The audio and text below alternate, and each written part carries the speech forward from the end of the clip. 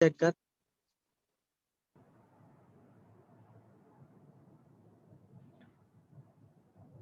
ठीक है सर, वो फिर आप साइन कर दिएगा तो फिर सर हम कभी कर लेंगे। हाँ, वो जो है वो असाइन तो मैं ऑलरेडी कर चुका हूँ, लेकिन अब असाइनमेंट में जो है वो जो है वो क्या जो है वो करेंगे किस तरह जी का सर, हमारा कहने का मतलब है कि वो टास्क जो आप प्रोजेक्ट से रेलेवेंट लेना चाह रहे हैं वो क्या है, तो वो आप हमें बता दें तो फिर हम उसी हिसाब से फिर और मजीद एक्सप्लोर करते हैं उस पर।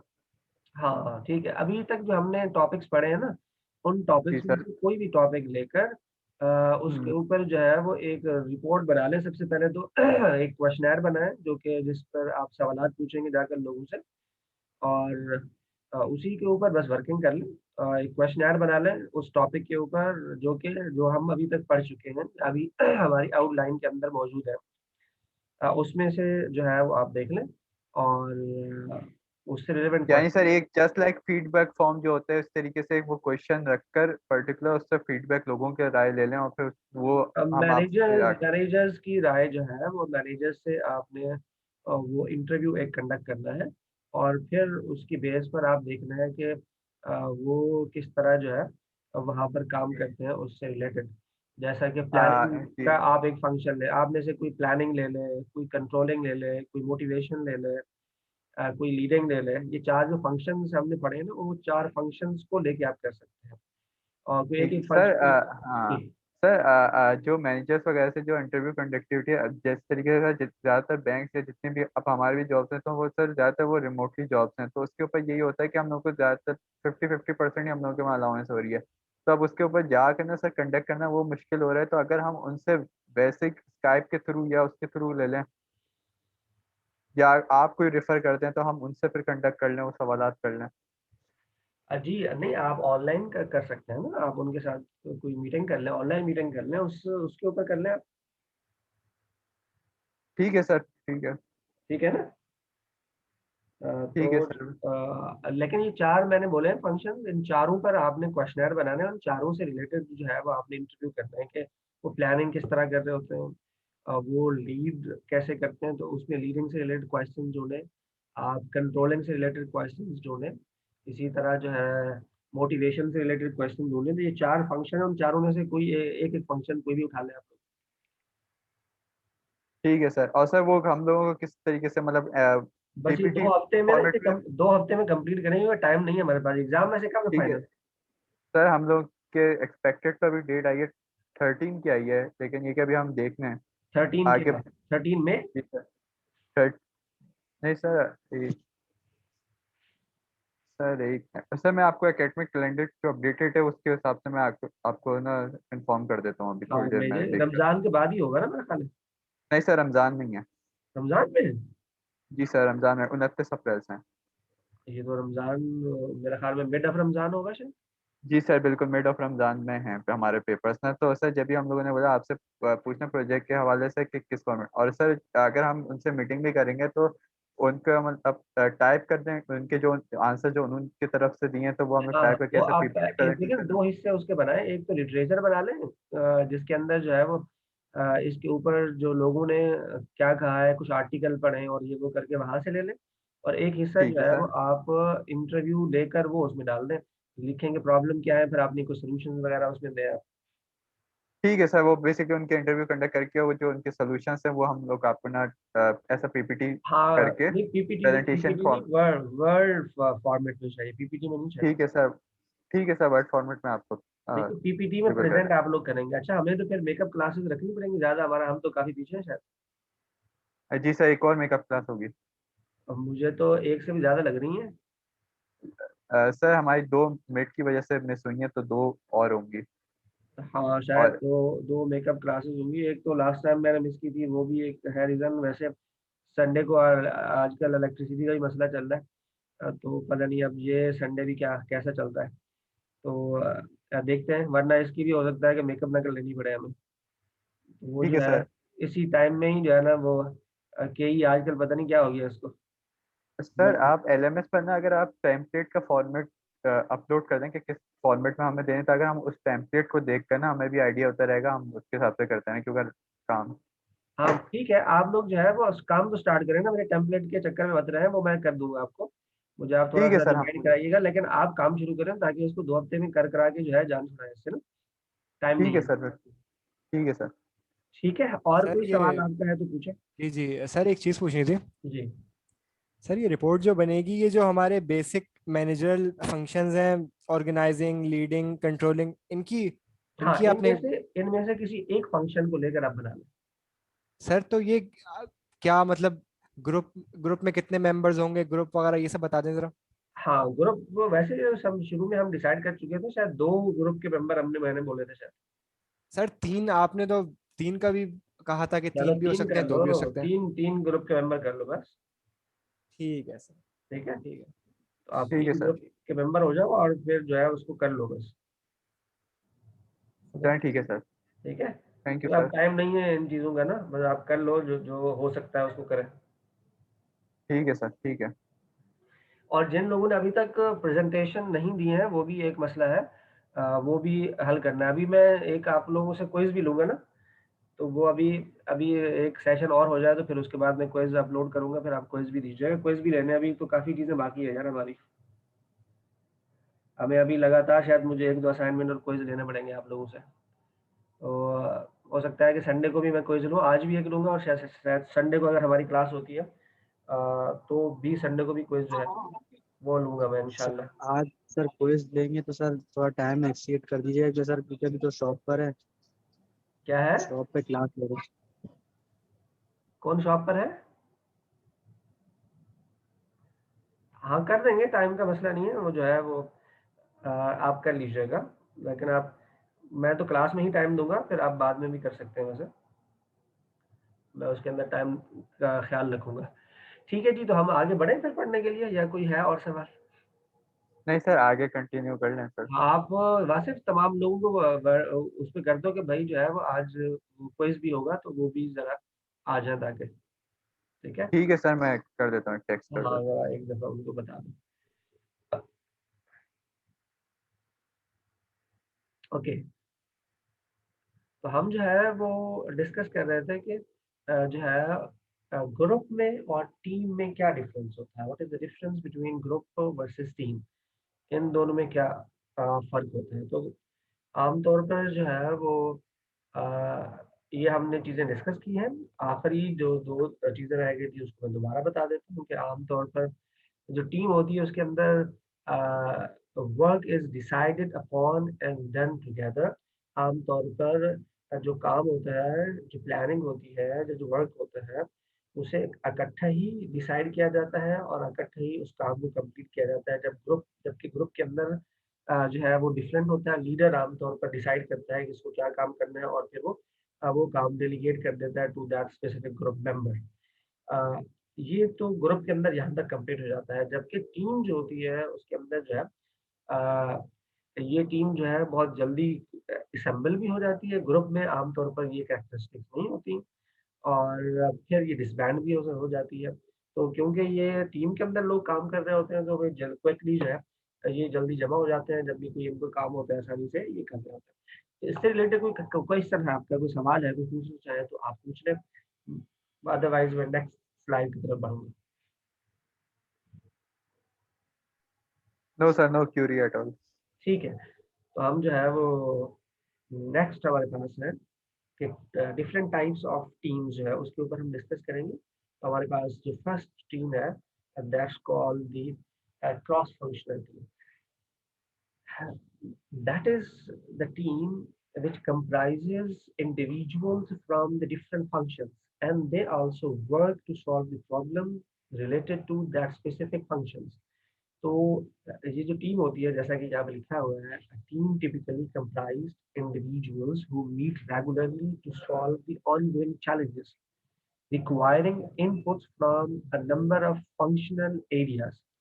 तो जो डिफरेंट फंक्शनल एरियाज हैं उससे जो है वो आमतौर पर इनपुट लेते हैं, उन्हीं के मेंबर्स होते हैं। वो मेंबर्स जो है उनकी मिलकर एक जो है वो एक टीम बनती है और फिर वो फंक्शनल एरिया के जो प्रॉब्लम्स होते हैं उनको इनपुट या फीडबैक के थ्रू जो है उन प्रॉब्लम को आमतौर पर सॉल्व करते हैं। ये ग्रुप्स जो है या ये टीम जो है वो परमानेंट भी होती है और ये टीम जो है वो टेम्परेरी भी होती है। तो दोनों जो है उसमें ये टीम्स होती हैं, टेम्परेरी और परमानेंट दोनों जो है उसके अंदर जो है ये होती है। तो हम जो है इसमें आमतौर पर जो है वो शॉर्ट टर्म के लिए बनाई जाती हैं टीम्स, या फिर इसको जो लॉन्ग टर्म के लिए ये परमानेंटली भी टीम्स को जो है वो उसका पार्ट होती हैं। तो ये तो पहली टीम है जो कि cross sectional. Then characteristics of effective team जो होती है उसकी आमतौर पर क्या कैरेक्टरिस्टिक्स होती है। जी अजान हो रही है, तो अजान के बाद हम इसको शुरू करेंगे फिर मजीद, मेरा ख्याल है। ओके, तो हम ये डिस्कस कर रहे थे कि इफेक्टिव टीम जो होती है उसकी क्या कैरेक्टरिस्टिक्स होती हैं। इफेक्टिव टीम की कैरेक्टरिस्टिक्स में ये यहाँ पर कुछ चीज़ें हैं जो कि हम आज डिस्कस करेंगे।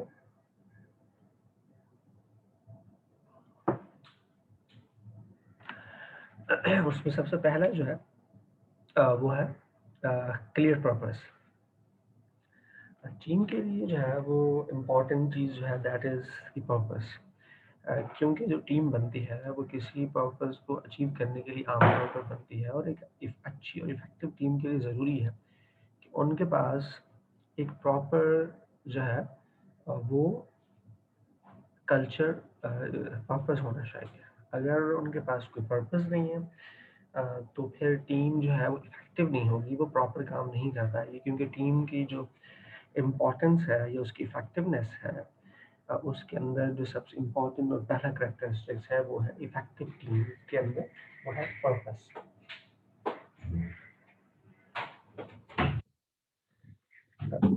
The purpose is an importance for the effective teams.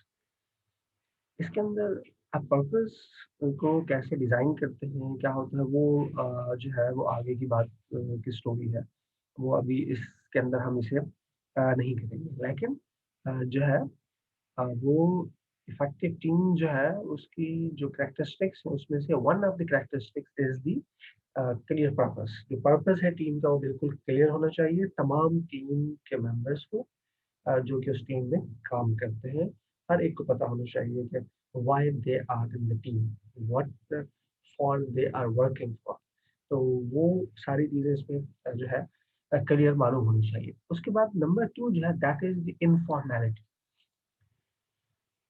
जो ग्रुप्स आमतौर पर होते हैं या बाकी जो डिपार्टमेंट्स होते हैं उसके अंदर फॉर्मेलिटी बहुत होती है, जैसा कि आपके कोई सीनियर होगा, उस सीनियर को आपको रिपोर्ट करना होगा, ये सारी चीज़ें होती हैं। लेकिन इफेक्टिव टीम के अंदर इनफॉर्मेलिटी, ताकि अगर किसी को कोई बात करनी हो तो वो आसानी से कन्वे कर सके, आसानी से अपनी बात कर सके। उसके अंदर कोई बड़ा या छोटे कंसेप्ट नहीं है, जैसा कि हम डिस्कस कर चुके हैं। जो लीडरशिप होती है इसके अंदर वो शेयर्ड लीडरशिप का कंसेप्ट है।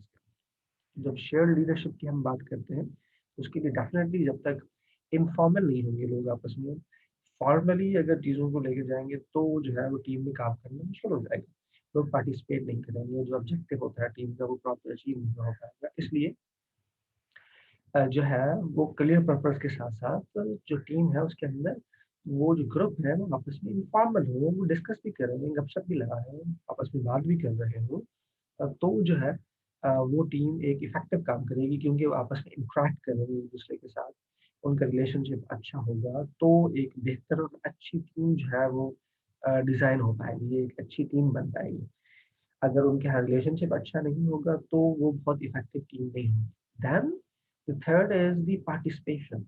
Participation should be from all the members of the team, कि हर एक को ओपन डिस्कशन की इजाज़त होनी चाहिए, हर एक अपना आइडिया जो है वहाँ खुलकर बयान कर सके, खुलकर पार्टिसिपेट कर सके उस डिस्कशन के अंदर, चाहे वो रिलेटेड टू फीडबैक हो, चाहे वो रिलेटेड टू प्लानिंग हो, चाहे वो किसी किस्म का डिसीजन मेकिंग हो। उसके अंदर जो पार्टिसिपेशन है दैट इज इम्पोर्टेंट। तो पार्टिसिपेशन जो है उसको सामने रखकर जो है आप ये कर रहे होते हैं। तो पार्टिसिपेशन इट इज़ इम्पोर्टेंट कि तमाम ग्रुप के जो मेंबर्स हैं वो पार्टिसिपेट कर रहे हों कंप्लीटली और इजीली, उनको कोई खौफ या डर ना हो कि हम पार्टिसिपेट करेंगे या कुछ कहेंगे या कुछ बोलेंगे तो हमारे लिए मसला पैदा हो सकता है। तो participation from all the team members very important.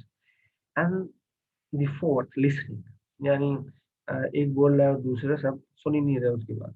तो ये भी जो है अच्छी बात है। आप अच्छे टीम मेंबर जो है अच्छा लिसनर भी होना चाहिए, क्योंकि जब तक वो अच्छा लिसनर नहीं होगा, जब तक वो चीज़ बातों को सुनेगा नहीं कि बाकी उसके जो ग्रुप के मेंबर हैं, बाकी जो पार्टिसिपेंट्स हैं उस टीम के अंदर, वो क्या कहते हैं, जब तक वो उन चीज़ों को नहीं सुनेगा या उसके ऊपर तवज्जो नहीं देगा, उस वक़्त तक जो है वो ये पॉसिबल नहीं होगा कि आप अ, उसके ऊपर आप कोई कमेंट कर सकें या आप डिसीजन मेकिंग में कोई आप उनकी हेल्प कर सकें। तो इसलिए पार्टिसिपेशन के साथ-साथ लिसनिंग जो है, एक अच्छा लिसनर जो है वो एक अच्छा टीम का मेंबर हो सकता है। तो अगर आप अच्छे टीम के मेंबर बनना चाहते हैं तो अच्छा लिसनर भी होने चाहिए।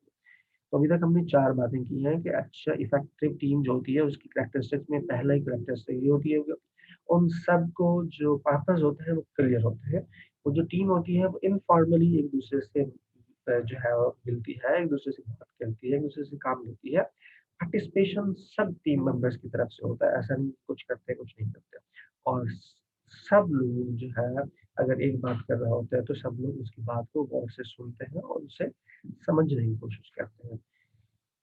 इसके अंदर जो फिफ्थ इम्पोर्टेंट पॉइंट है वो है सिविलाइज्ड डिसएग्रीमेंट। यानी आमतौर पर डिसएग्रीमेंट होते हैं, कॉन्फ्लिक्ट्स भी होते हैं टीम्स के अंदर और होने भी चाहिए। लेकिन उन कॉन्फ्लिक्ट्स के ऊपर जो है वो झगड़ना शुरू कर देना कि नहीं मैं जो कह रहा हूँ वो ठीक है, ये जो है वो ठीक नहीं है। तो आपका डिसएग्रीमेंट ऐसा होना चाहिए जो कि सिविलाइज्ड तरीके से आप उस डिसएग्रीमेंट को एक्सेप्ट करें। अगर कोई आपका ग्रुप मेंबर आपकी बात से डिसएग्री कर रहा है तो आप उसकी बात सुने वो क्या कहना चाहते हैं। और इसी तरह जो है डिसीजन मेकिंग, तमाम लोगों के कॉन्फ्लिक्ट्स को रिसॉल्व करने के बाद जो डिसीजन हो वो कंसेंसस की बेसिस पर हो। ऐसा ना हो कि एक बंदा जो है वो कह रहे हो मेरा इन्फ्लुएंस है इस ग्रुप के ऊपर, टीम के ऊपर, तो मैं जो चाहूंगा वही होगा। तो ये जो है सिविलाइज्ड डिसएग्रीमेंट नहीं होगा। तो सिविलाइज्ड डिसएग्रीमेंट के लिए तमाम लोग जो कि उस टीम का हिस्सा है, उन टीम सबको जो है डिसएग्रीमेंट करने का राइट होना चाहिए और वो उसके ऊपर कमेंट कर सके हर एक दूसरे की बात में। तभी तो उसके अंदर क्रिएटिविटी आएगी और तभी तो इफेक्टिव प्रॉब्लम सॉल्विंग की तरफ आप बढ़ेंगे। तभी डिसीजन मेकिंग आपकी इफेक्टिव और म्यूचुअल डिसीजन होंगे। तभी आप म्यूचुअल अकाउंटेबल होंगे। जब आप एक दूसरे की बात नहीं सुनेंगे या म्यूचुअल आपके डिसीजन नहीं होंगे या आप सिविलाइज डिसएग्रीमेंट नहीं करेंगे, हर बंदा लड़ने झगड़ने के लिए तैयार होगा, तो ऐसी टीम जो है वो फिर उसको हम इफेक्टिव टीम में शामिल नहीं कर सकते। तो इफेक्टिव टीम के अंदर जो है अगर आप अपनी टीम को इफेक्टिव टीम बनाना चाहते हैं तो उसके लिए जो है वो सिविलाइज्ड डिसएग्रीमेंट जो है उनका होना बड़ा ज़रूरी है। और आपके जो फैसले होने चाहिए वो कंसेंसस की बेसिस पर होने चाहिए। यानी सब लोग जब ज़्यादातर लोग जो है जिस पॉइंट पर एग्री करें, बाकी लोगों को भी उसी पॉइंट के साथ उनका साथ देना चाहिए और उसी के ऊपर एग्री करना चाहिए। Then we have the open communication. Open communication का मतलब है जब जिस वक़्त का जो दिल चाहे जो बात करना, किसी से कुछ पूछना है आपको, तो आप किसी भी वक़्त पूछ सकते हैं उनसे, किसी भी वक़्त आप जा सकते हैं। उसके लिए ज़रूरी नहीं है कि आप के लिए जो है वो कोई टाइम हो कि इस टाइम में आप कर सकते हैं या इस तरह आप मुझसे कम्युनिकेट कर सकते हैं या आप मुझे ईमेल कर दें या जो भी तरीक़ेकार है। लेकिन यहाँ पर जो है वो ओपन कम्युनिकेशन का मतलब ये है कि आप वहाँ जो टीम के मेंबर्स हैं, वो अपनी मर्ज़ी से किसी भी वक़्त किसी से बात कर सकते हैं अपने टीम मेंबर्स के साथ। और जो बात उनकी होती है, जो दिल चाहे उनका बात वो उनके साथ बिल्कुल कर सकते हैं। तो ये कुछ पॉइंट है जो कि इफेक्टिव टीम के लिए इम्पोर्टेंट होती है। बाकी जो इसके रिमेनिंग पॉइंट है वो हम अगला जो सेशन है, ये सेशन क्योंकि एंड हो रहा है तो